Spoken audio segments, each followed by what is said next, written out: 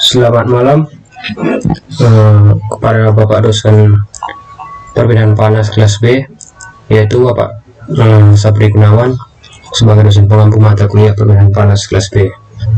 Saya Ohwat Yeswati ingin mempresentasikan tugas yang telah diberikan. Yang pertama saya akan memulainya. Perpindahan panas. Ada 2 poin yang ingin saya sampaikan.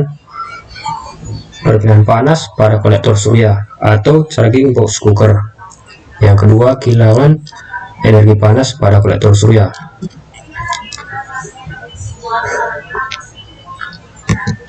Perpindahan panas pada kolektor surya adalah suatu alat yang berfungsi untuk mengumpulkan atau menyerap radiasi yang kemudian dikonversikan ke dalam bentuk energi termal.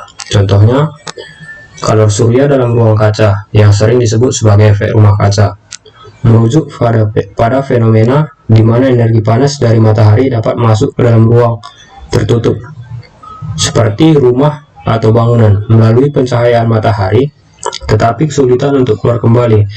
Ini terjadi karena berbagai komponen bangunan, seperti kaca, dinding, dan atap, dapat kemungkinan radiasi matahari masuk tetapi menghambat sebagian besar panas tersebut untuk keluar. Dan yang kedua, perpindahan panas pada plat absorber.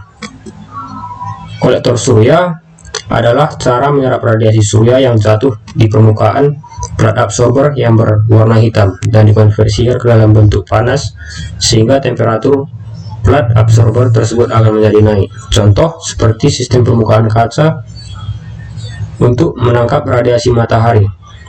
Radiasi matahari yang sangat terkonsentrat menghasilkan suhu yang sangat tinggi dan dapat digunakan dalam aplikasi yang memerlukan suhu tinggi seperti pembangkit listrik tenaga surya.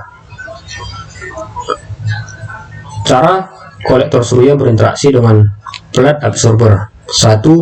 Menyerap radiasi matahari. Kolektor surya dirancang dengan permukaan transparan, misalnya kaca, yang menghadap ke arah matahari.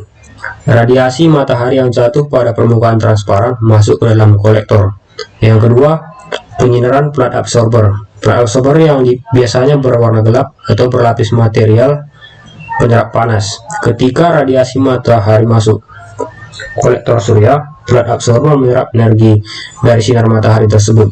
Yang ketiga, konveksi panas. Setelah plat absorber, temperatur plat absorber akan naik karena energi panas yang diserap. Yang keempat, perpindahan panas. Temperatur yang tinggi pada plat absorber menghasilkan perpindahan panas ke fluida kerja yang berkontrak langsung dengan plat tersebut. Perpindahan panas ini terjadi melalui konduksi, konveksi, dan radiasi. Yang kelima, fluida kerja.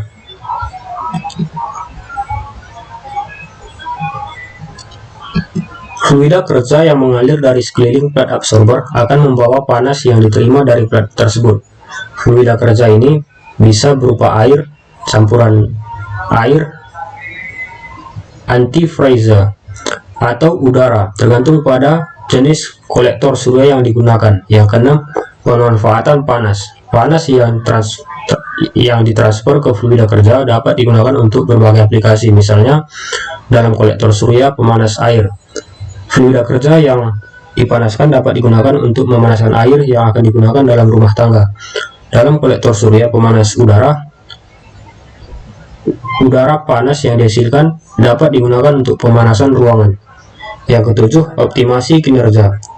Desain kolektor surya yang baik memastikan bahwa plat absorber memiliki kemampuan yang baik untuk menyerap radiasi matahari dan efisien dalam mengubahnya menjadi panas. Selain itu, kolektor surya juga harus dirancang untuk meminimalkan kehilangan panas yang tidak diinginkan.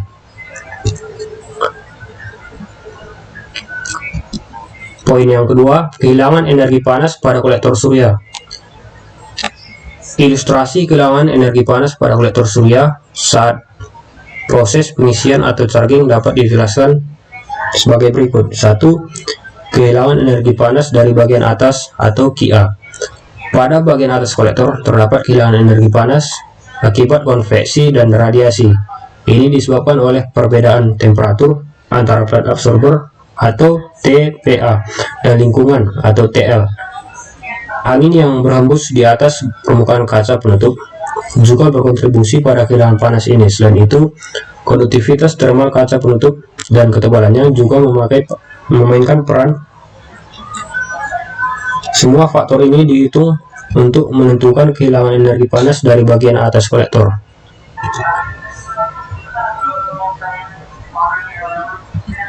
Yang kedua, kehilangan energi panas dari bagian bawah. Bagian bawah kolektor juga mengalami kehilangan energi panas yang disebabkan oleh perbedaan temperatur antara flat absorber dan lingkungan.